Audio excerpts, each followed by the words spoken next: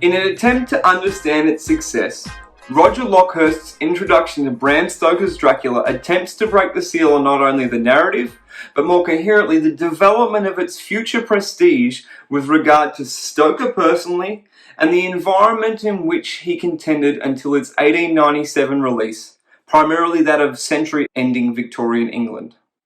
He begins by noting the cultural impacts of the vampire and the Gothic at the time of the 19th century, outlining historical references in life and in literature. Most importantly, he notes the revere of a vampire as the monster, citing the common depiction as the parasite to suck the metaphorical blood of economies and cultures. Lockhurst notes, "It was Stoker's remarkable position in late Victorian cultural life that allowed him to end up as a writer who could so effectively condense an era's principal concerns into one breathless flight of melodrama." Firstly, Lockhurst unpacks what led to the remarkable position held within Victorian culture.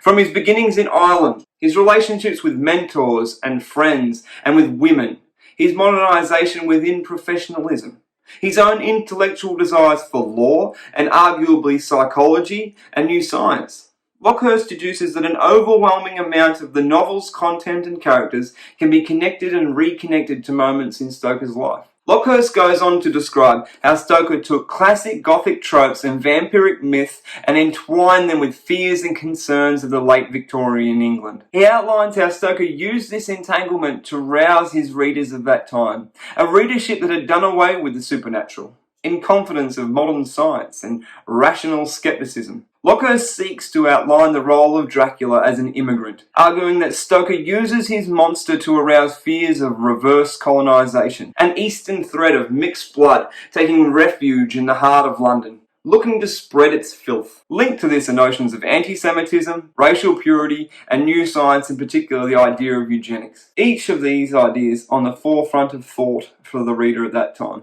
With all these localised fears defined, Lockhurst outlines one more major theme that Stoker embodied within the text, with intent and without: sexuality. Without understanding the implications of Stoker's writing as a late Victorian, one cannot succumb to the fear in which the Dracula story exudes. At a time when homosexuality was punished and policed, Stoker wrote on in-depth male bonds, be it the sexual terrorism of Dracula towards both sexes, or the blood brothership of the crime-fighting team. Lockhurst discusses this notion as a trope of the genre. Forget not the sexualization of women and the strength of the feminine. Lockhurst repeatedly draws attention to the feminine qualities of leading male characters, referring to Jonathan Harker as the damsel in distress. More importantly, though, he introduces the concept of the new woman, a feminist term used to define the expectations of a woman in that era, noting how this concept culturally framed the female characters within the story, playing on the uncanny nature of the sexualized or the empowered female. Lockhurst's introduction provides a basis for understanding the horror genre through the passage of time, with more than a century worth of revision since Stoker's Dracula. An introduction relevant as Lockhurst's contains all the ingredients to fully acknowledge the fear this story amassed at the time. For instance, Jonathan Harker writes of the moment when the men decide they should no longer conceal information of their investigations from Jonathan's Mina, to which she agrees and exclaims, "There is nothing in the world that can give me more pain than I have endured, than I suffer now. Whatever may happen, it must be of new hope and of new courage to me." On the surface, we understand this comment in relation to her physical suffering at the hands of the Count, but with the information supplied in Lockhurst's introduction, could this moment speak to the desired freedoms of women? In a time of the new woman, she seeks new hope and new courage. To have been left out of men's work brought her suffering. Until this point, she had been sexualized. Her blood had been tainted, she had been bedridden, and perhaps became a fallen woman. To give her some sensation of power invigorates her, as she plays out a sort of anti-hero, bridging the gap between the good men and the Count for the rest of the narrative. Her role becoming the most important and at risk as the story rises towards the climax. The same sense arises when looking critically at the scenes around London.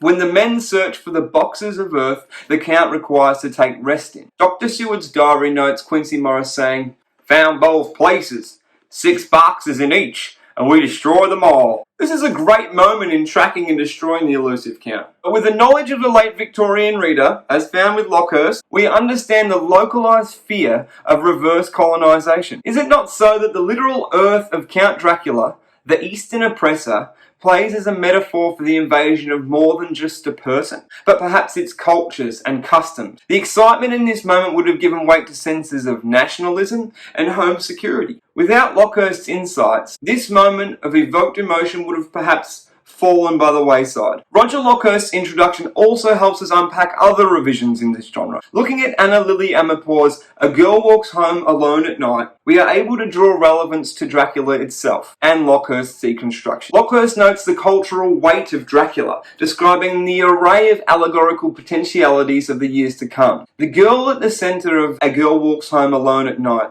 sets to redefine the characterizations of a female vampire. Like Lockhurst's reflection of the New Woman, the film attempts to distinguish the vampire as an anti-hero heroine, taking down men who mistreat women, not as bloodlust, but more as punishment. Like the New Woman on the rise in the late Victorian era, this speaks to the rise of the Iranian feminist. In her beauty, the girl encapsulates sexualization. In a modern perspective, her freedom and deep stare mesmerize like the classic trope of the gothic vamp. But here, desexualization stopped. In scenes showing the death of Sahid, we are introduced to the overtly sexual act of sucking the victim's finger, which in today's terms still triggers a response. As soon as he shows lustful desire toward her, the girl punishes him, biting his finger and degrading him with it, and then taking his life. It's as if as soon as the female roles are negatively influenced by males, the girl will strike. We see it in her protection of Addie and the taking of Hussein's life. We see it in the attempt to instill a sense of respect to women to the urchin boy on the street. Like Lockhurst's deliberations around the femininity of Jonathan Harker, we also see Arash take a similar role. He represents the correct male, the male who does not pose a threat to women. In fact, he respects them